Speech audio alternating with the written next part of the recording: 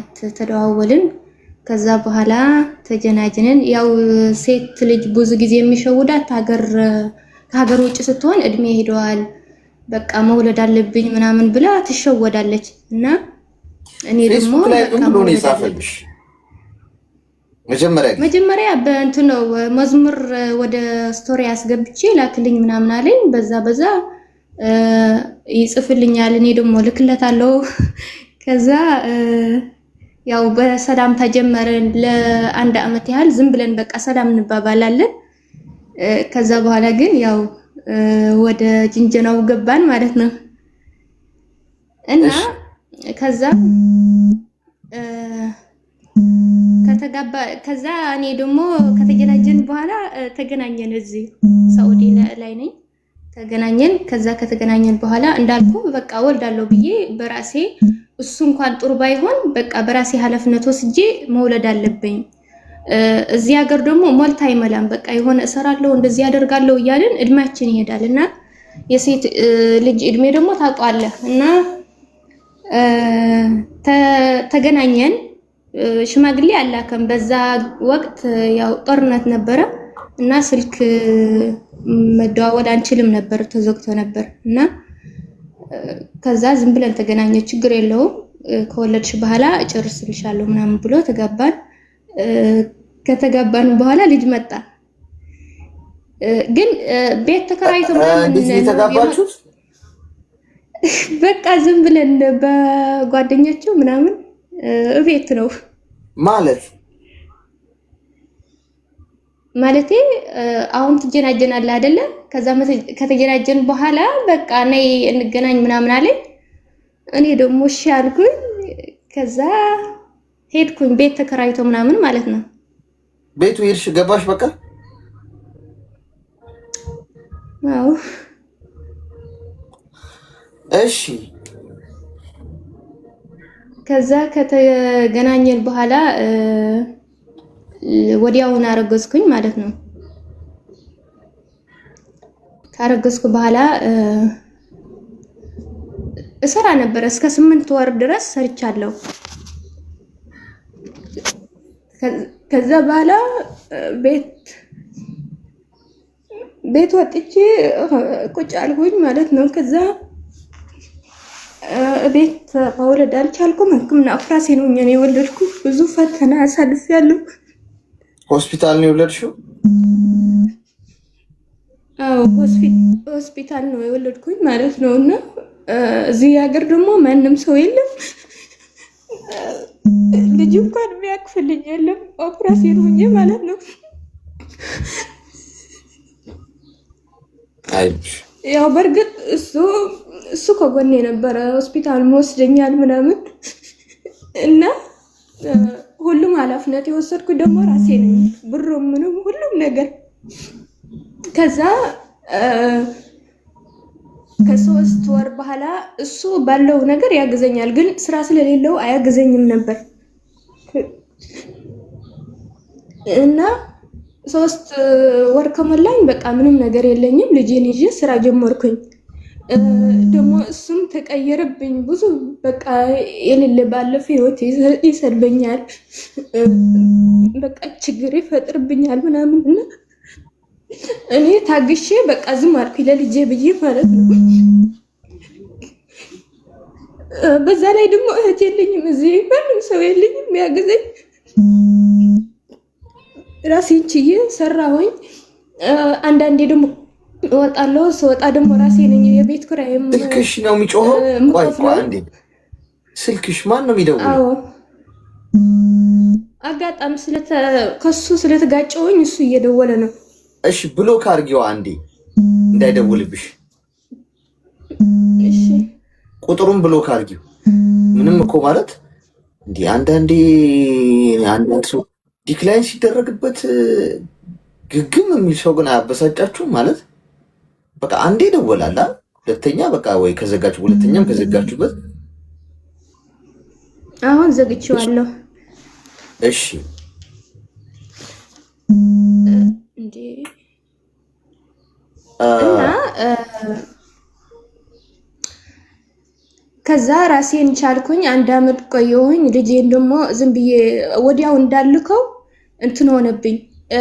ጦርነት ስለነበረ በቃ ይሄ እንትን ደግሞ እዚህ ላይ ደግሞ በረራ አልነበረም እና ለብቻዬ ተቸግሬ አንዳንድ ቤተሰቦቼ ደግሞ እየተበደርኩኝ ምናምን አንተ ተበደር ቢያንስ ለልጅ መላኪያ ተበደር ምናምን ስለው የሌለው ደም የለውም ምናምን ይለኝ ነበር። እዚህ በጣም ሶልድ ኮጎኔ ነበር። በርግጥ ግን አንዳንዴ ስንጣላ ከቤት እንኳን ውጪ ምናምን ይለኝ ነበርና ከዛ እንደምን ብዬ ራሴን ተበድሬ እስከ 16000 ሪያል ተበድሬ ያለው ልጁ አንዳንዴ ይታመምብኛል፣ አለርጂክ ምናምን ይሆንብታል፣ የሆነ ችግር ይፈጠራልና ለሱ እያልኩኝ እስከ 16 ሪያል እንትን አወጣሁኝ ማለት ነው።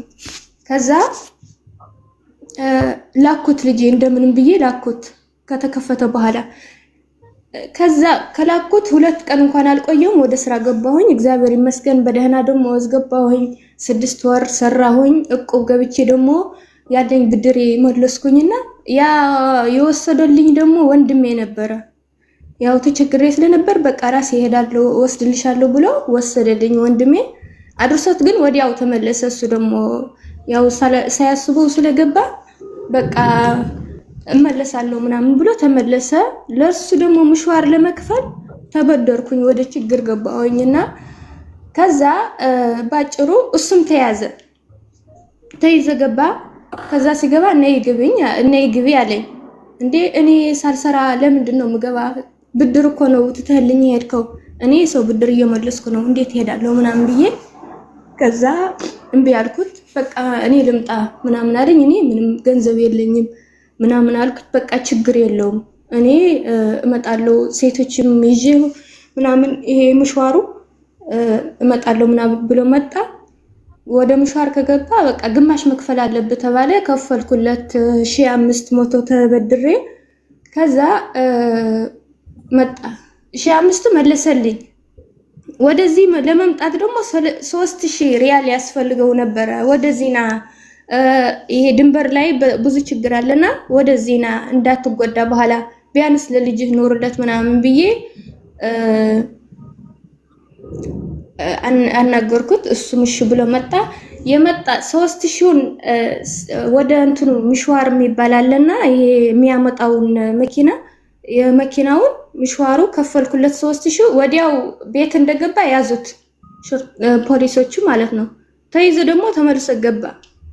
ከዛ ከገባ በኋላ በቃ ችግር የለውም አይዞህ አልኩት። በቃ ብሩ ችግር የለውም ምክንያቱ የልጅ አባት ነውና ምንም ከሱ አይበልጥም።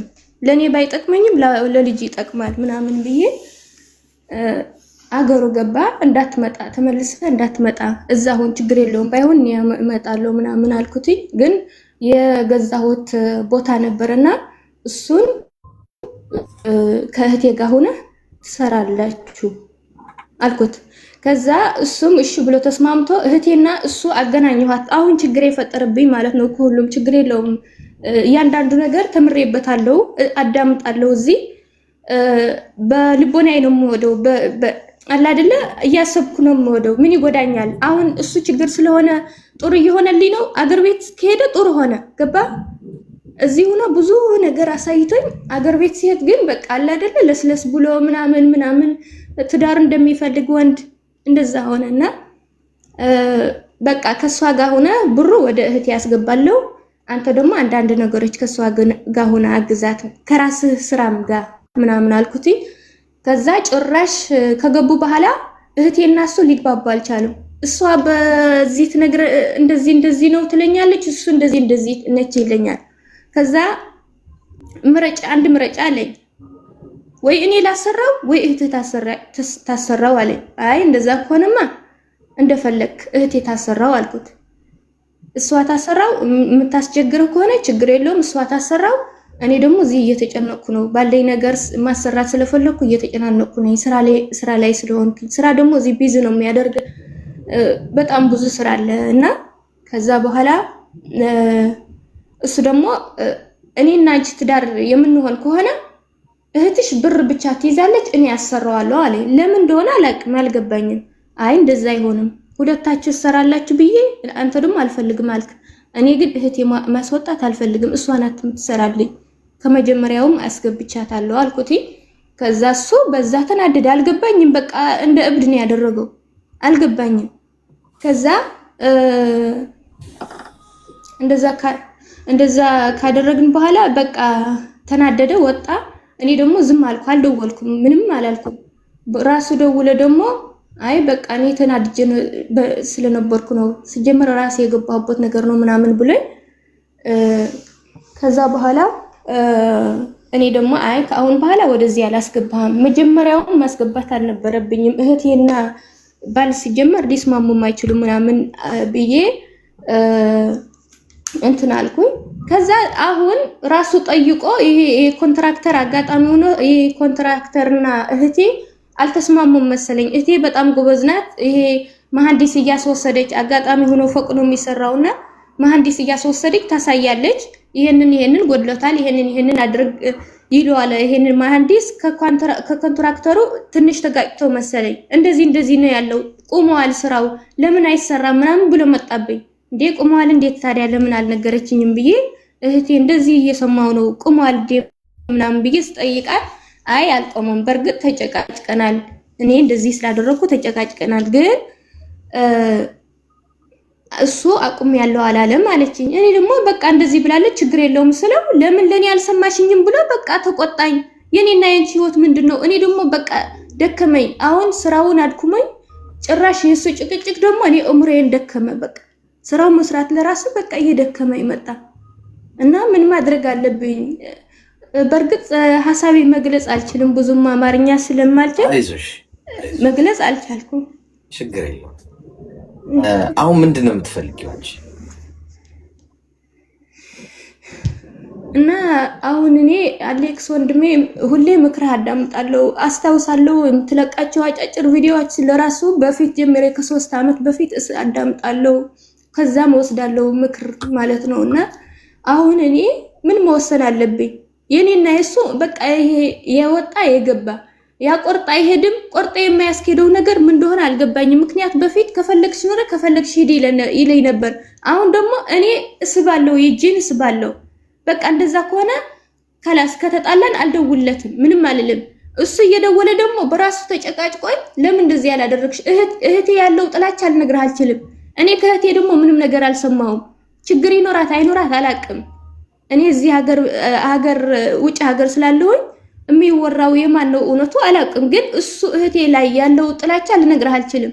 እኔ ደግሞ የሷን ክፉ እየተናገረ መስማት አልፈልግም። በቃ ከጠላሃት ራስ ጥላትና እኔ ነኝ ወደዚህ እሳትም ያስገባኋት።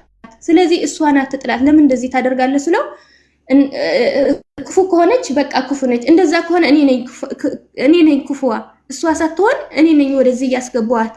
አንዳንድ ነገሮች ደግሞ እነግራታለሁ ስለ ህይወቴ።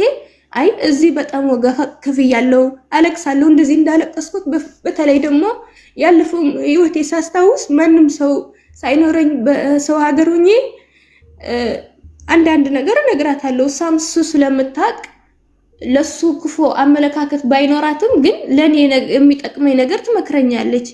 እንደዚህ አድርጊ እህቴ፣ በዚህ ተስፋ ትሰጠኛለች። እና አሁን እኔ ምን ልወስን?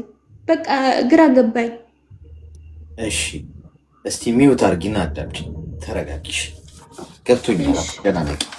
አሁን በመሰረቱ ሴት ልጅ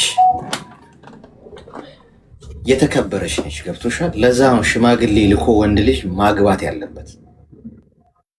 አንቺ መጀመሪያ ቤቱ ሄድሽ ነይ ሲልሽ እና ናቅሽ፣ ኦፍኮርስ የሚጠበቅ ነው ይሄ። ወንድ ልጅ ሶፋው ያምራል፣ ቁምሳጥኑ ያምራል፣ አልጋው ያምራል፣ ፍሪጁ ያምራል፣ ምንጣፉ ያምራል ብለሽ ከገባሽ ቤቱ መታረጃሽን ጊዜያዊ ነሽ፣ ያንቺ አይደለም። ነይ እያየን እንጨምረዋለን፣ ችግር የለውም እየኖርን እንጋባለን ምናምን፣ ዋናው ፍቅሩ ነው። የለም ህግ ለምን አስፈለገ ታዲያ? ፈጣሪም እኮ ህግ አለው እንኳን ምድር ላይ ቀርቶ። አይ በቃ ፈጣሪ የፍቅር አምላክ ስለሆነ ህግ ምን ያደርጋል? ሰው እንደፈለገ መበጣጠስ አለበት አይባልም። ህግ አለ፣ በሰማይም በምድርም ህግ አለ መጠበቅ ያለብን። መስመር አለው ሁሉ ነገር። ለዛ ነው እንጂ ሰዎች ተፋቅረው በጣም ከንፈው በፍቅር በቃ ፊርማ የሚያስፈልግም 80ም ሽማግሌ የሚያስፈልግም በቃ እነዚህ ሰዎች ተፋቅረዋል ይጋቡ አይደለም። የሰው ልጅ በጣም አደገኛ ህግ ኖሮ እንኳን የሰው ልጅ እያያችሁት አይደል? በትዳር ምናምን አለ ምላችሁ ምድር ላይ እንኳን ህግ ፍርድ ቤት ምናምን ኖሮ የሰው ልጅ እኮ በጣም አስቸጋሪ እኮ ነን እኮ። በጣም ህግ ራሱ ኖሮ አናርፍም፣ እንጥሳለን። ኃላፊነት እንዲሰማው ነው ሰው ፊርማ ያስፈልገው እንጂ እነዛ ሰዎች እኮ ይጠላላሉ አለ። የምታገቢውን ሰው እኮ አምነሽ ፈቅደሽ ወደሽ እኮ ነው። በፊርማ ያረጋግጣለሁ ባሌ እንዲሆን ታማኝ ለሆን ምናምን በችግሩ ጊዜ አብሬው ልሆን ላልከዳት ተባብሎ ሰዎች ቃል ኪዳን የሚፈራረሙት 80 ፊርማ የትዳር ስለማይፋቀሩ ወይ ነገ እንዳይለያዩ ተብሎ ፊርማ እንትን እኮ አይደለም እኮ ማቀሳሰር ሳይሆን ኃላፊነት ይሰማዋል። አየሽ ሰው ሽማግሌ ልኮ ሲያገባሽ ቤተሰቦችን ጠይቆ በክብር ቤተሰብ ፈቅደናል ብለው በአግባቡ በህጉ መሰረት ባልሽ ሆኖ ሚስቱ ሆነሽ ስትኖሩ ሪስፖንሲቢሊቲ ያለ አየሽ ሰው እንደፈለገ ሊበሻቀጥ አይችልም። ተነስተ ውጪ ሊልሽ አይችልም። ምክንያቱም ባለቤት ነሽ አንቺ። ባለቤቴ ነች እኮ ይባላል አይደለ? አሁን ሲሮ ሲያስተዋውቃት ሚስቱ አንዷን ባለቤት፣ እሷም እንደዛው ባለቤቴ ማለት ባለ መብት ማለት ነች በእኔ ላይ። ከእናቴም ከአባቴም በላይ መብት ያላት እሷ ነች። ከእናቷም ከአባቷም በላይ መብት ያለኝ እኔ ነኝ በእሷ ህይወት ላይ ካገባዋት በኋላ ህጋዊ ከሆነ ማለት። አንቺ ግን ያንን አላደረግሽ። ምንድን ያደረግሽው? በቃ በፍቅር ከነፍሽ። ስለዚህ ነገ የሚቀየር አልመሰለሽም። የሰው ልጅ ይቀየራል። ዛሬ ከነፍኩልሽ አበድኩልሽ ያለሽ ሰው ነገ ተቀያሪ ነው። እመኚ። የማይቀየር እዚህ ምድር ላይ ማንም ሰው የለም። በጊዜ የማይለወጥ ሰው እንደዛው እንዳለ የሚቆይን የመሰለኝ ሰው ፍቅሩ ስለነበርሽ አይንሽ አልታየሽም። ቤት ነይ ግቢ ስልሽ ገባሽ። አርግዘሽ ያንን ሁሉ መከራ ብቻሽን አልፈሽ ካለፍሽ በኋላ የመከራሽን ጊዜ እንዴት ትረሺዋለሽ? ነግሬያችኋለሁ። መከራ ያበሏችሁን ሰዎች፣ የካዷችሁን ሰዎች፣ ከጀርባ ረግጧችሁ የሄዱ ሰዎች አልፋችሁት ያንን መከራ ከሄዳችሁ በኋላ ይቅርታ ብለዋችሁ ይመጣሉ። ግን ሊጨርሷችሁ ነው እንጂ ለእናንተ ጥሩ አስቡ አይደለም። ለእናንተ ጥሩ ቢያስቡ መጀመሪያ አይጎዷችሁ በመሰረቱ። ስለዚህ ኦን ኦፍ የሚሆን ሰው ከሆነ በህይወታችሁ ያለው ኦን ሆኖ ኦፍ ሲሆን በዛው በሩን ዝጉት፣ መልሶ እንዳይገባ። ልክ እንደ ክሪስማስ ላይ ዲም ላይት ታደርጋላችሁ። ዲም ላይቱ ብልጭ ድርግም ሲል ያምራል፣ ለውበት ነው። ግን በቃ ከረበሻችሁ ነው የምታደርጉት። ብልጭ ብሎ ድርግም ሲል ሶኬቱን ትነቅላላችሁ። በቃ ተጠናቀቀ። በቃ ከዛ በኋላ ብልጭም አይልም። ከሶኬቱ ንቀዩ፣ አለቀ። አሶጪ ኦን ኦን ኦፍ ሲሆን በቃ በዛው ቻው ቻው። አቋም ይኑርሽ። አታልቅሽ የኔ እናት። እንባሽ አንዴ ካለቀሽ በቂ ነው። አሁን ከዛሬ በኋላ እንዳታልቅሽ። እንባሽ ድክመትሽ ነው ሆኖ የሚታያቸው ለሰዎች። አይ ነው ሰዎች፣ አንዳንድ ሰዎች እንባቸው ቋንቋቸው ነው። ምክንያቱም ቃላት የማይገልጸው ነገር ሲኖር ውስጣቸው በእንባቸው ነው የሚናገሩት። እሱ ይገባኛል። ግን እንባሽ የሚገባው ጉዳይ አይደለም ይሄ። አንድ እንባሽን አፍሰሰሻል፣ አልቅሰሻል። በቃ ከዛሬ በኋላ ጠንካራ መሆን፣ ለልጅሽ መኖር። ይሄ የመጣሚ ህጋዊ ባለሽም አይደለም በመሰረቱ። መቼ ተጋብታችሁ ነው ስለመፍታት? አሁን እንደው ስለ ፍቺ ራሱ ልናወራ አንችልም በአንቺና በሱ መካከል። መቼ ተጋብታችሁ?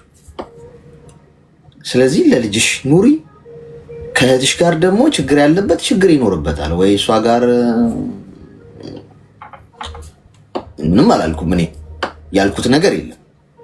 ምክንያቱም ሰው አለ ምክንያት ሊጠላ አይችልም። ሰው ምን አገናኝቶት? አንቺን ከሆነ የሚያፈቅረው ታማኝ ከሆነ ችግሩ ከአንቺ ጋር ችግር ከሌለበት የእውነት ለአንቺ ከሆነ የሚኖረው እንደ እህትሽ ብታማክርሽ በራስ መተማመን እኮ ሊኖረው ይገባል።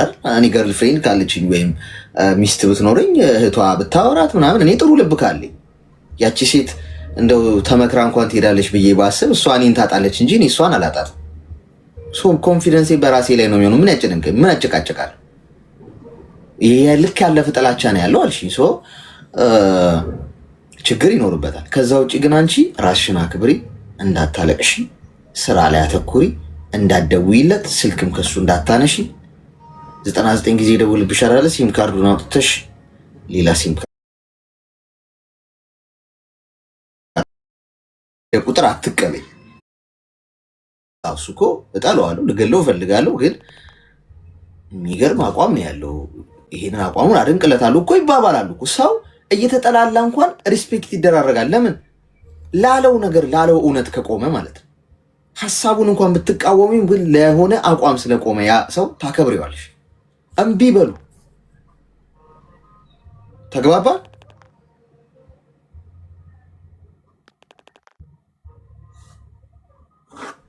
ግልጽ ነው። ደወለ እንዴ? ቆይ እኔ እኮ እዚህ አሁን እኮ ግልጽ ነው። በጣም አመሰግናለሁ አሌክስዬ፣ በጣም አመሰግናለሁ። እና ግልጽ ነው። ያው እንዳታለቅሽሽ ሲጀመር እኮ አይ አላለቅስም። ሲጀመር እኮ ማለት ነው አሌክስዬ፣ አሁን ነው እንጂ አገር ቤት ከገባ የሆነ እኔ እንጃ ያልገባኝ ነገር እዚህ ከፈለግሽ ኑሪ ከፈለግሽ ሂዲ ያለኝ ኑሮ አገር ቤት ሲሄድ በቃ ተከራክረን እኔ እወጣለሁ። እንደውም ደንድኗል ልቤ። ለምን ያለፈው ነው የማስታውሰው። ስንጨቃጨቅ እንኳን እሱ እያስታወስኩ ነው የምነግረውና አገር ቤት ከሄደ ራሱ ይጨቃጨቀኛል። እኔ ደግሞ ችግር የለውም ብዬ ወጥቼ አልደውለትም በጭራሽ። ከዛ ራሱ ደውላ የኔ ችግር ነው ወይስ ያንቺ ነው ምናምን ብሎ ለመግባባት ይሞክራል። ይቅርታ የሚገርም ነገር ማለት ነው አለ። አሁን ምን መሰለሽ፣ አሁን እንደዚህ እያለሽ ያለው ጥቅም ፈልጉ ገብቶሻል። እና ቸግሮታል ገንዘብ።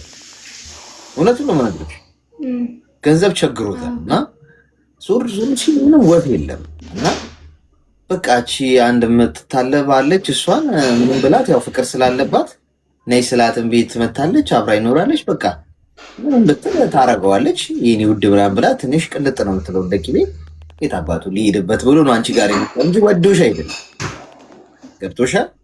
ስለዚህ ምንድነው መሆን ያለብሽ? ከዛሬ በኋላ ፍሬን መያዝ፣ ለማንም ምንም አታብራሪ። ዝም ማለት ጥሩ ነው። የኔ እናት ዝምታ በጣም መልስ ነው።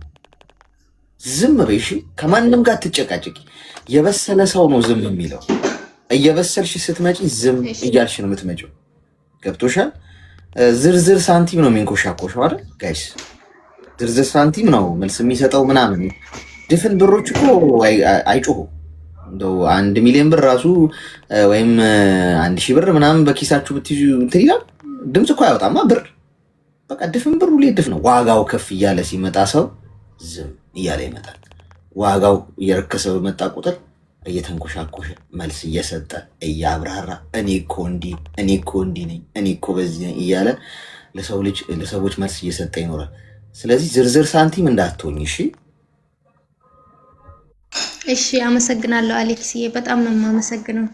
እሺ በርቺ። እሺ አመሰግናለሁ። እሺ ዝርዝር ሳንቲም አትሆኑ ጋይስ። ተበደላችሁ ዝም፣ ገፋችሁ ዝም፣ ስማችሁን አጠፉት ዝም።